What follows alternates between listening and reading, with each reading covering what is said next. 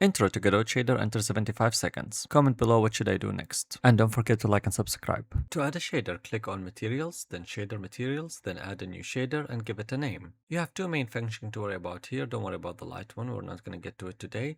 The vertex function, which runs every vertex, aka corner of your object, and the fragment function, which runs for every pixel in your object. What can you do with that? I'm glad you asked. In the vertex function, you can make your shape move by changing the values of the vertex. This is helpful to make animations such as a grass animation or a tree animation. Since we mentioned vertex and time, those are built-in variables that you can use to control your objects. This table have all the others and what they do. Now, fragment here where you can change the pixel colors. For example, you can change it to red. And you can actually run them both at the same time if you wrote the code in each. Changing color is helpful. You can use it to indicate damage or flashing or water animation with using noise. You can also create a shader parameter by using uniform followed by the parameter type, and this is a list of all the type available. The reason you would want to create a parameter if you wanted to control it directly from the editor.